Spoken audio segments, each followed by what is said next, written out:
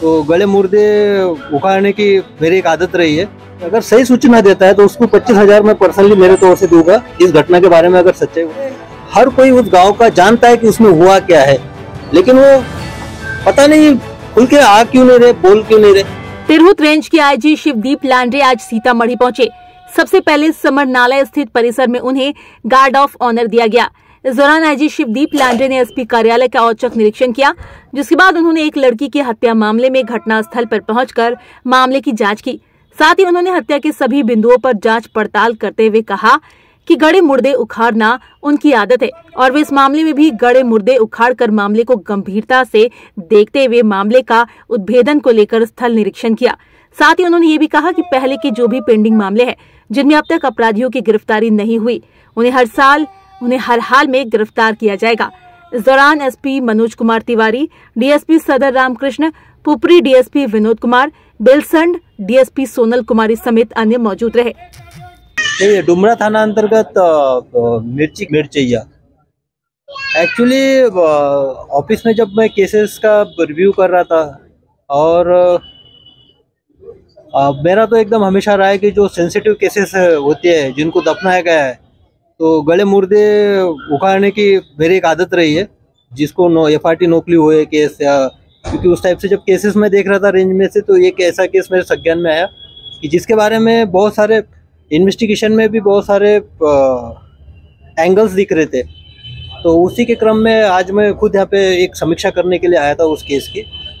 घटनास्थल पे भी गया। एक बच्ची का ये मामला था और बच्ची को एक मिस्टीरियस ढंग से जलाया गया। अब उसके बारे में इन्वेस्टिगेशन के बाद सारी चीज़ें आ ही जाएगी।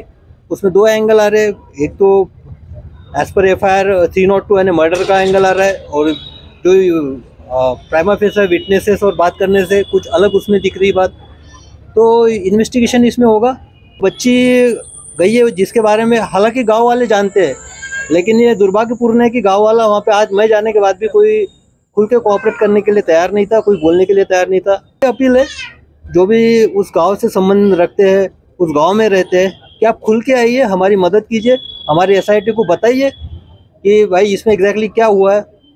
हाँ, अगर आपको किसी को रिवॉर्ड की बात है तो मैं मेरे तौर से मैं इंश्योर करता हूँ कि अगर सही सूचना देता है तो उसको 25,000 मैं पर्सनली मेरे तौर से दूंगा, इस घटना के बारे में अगर सच्चाई वो बताता है तो। और उसका नाम भी हम गोपनीय रखेंगे।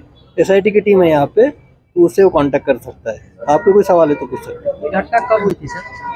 घटना ये घटना भी इम्पोर्टेंट है कि मैं उस वक्त नहीं था यहाँ पे। मैं तो अभी जनवरी में चार्ज लिया। लास्ट ईयर मई जून के आसपास की ये घटना है, और अभी करीबन 8-9 महीना होते आ रहा है इस घटना को।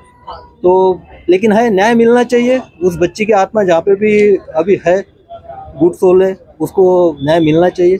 हम हमारी कोशिश करेंगे। और ये एक ही केस नहीं है, मेरे रेंज में इस टाइप के जो भी केसेस होंगे इस टाइप से, इनफैक्ट मैंने इससे पहले भी अभी 5-6 केसेस ऐसे निकाले कि जिसको गले मुर्दे उखाड़ना कहते हैं, उस टाइप से केसेस निकाले। कुछ माफिया और दौरा मर्डर्स के केसेस है, कुछ भूमाफिया से रिलेटेड मर्डर के केसेस है, कुछ कॉन्ट्रैक्ट किलिंग्स के। तो उस पर आने वाले समय में और कार्रवाई होगी।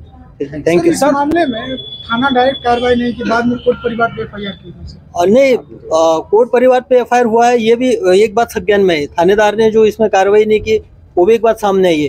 तो इसमें डिटेल समीक्षा अभी मैंने की है। उसके बाद SIT को जो बिंदु पे मैंने निर्देश दिया, उस निर्देश आने के बाद इसमें कंसोलिडेट तौर पे मैं एक रिपोर्ट निकालूंगा। उसमें जहाँ पर भी मुझे दिखता है कि इसमें कोताही बरती गई है, लापरवाही बरती गई है, जिसने अपने जो कर्तव्य के प्रति जिसको एक बोला जा सकता है कि निग्लिजेंसी दिखाई है, तो उसके खिलाफ तो कार्रवाई होगी इसमें। लेकिन उस फाइंडिंग्स आने दीजिए।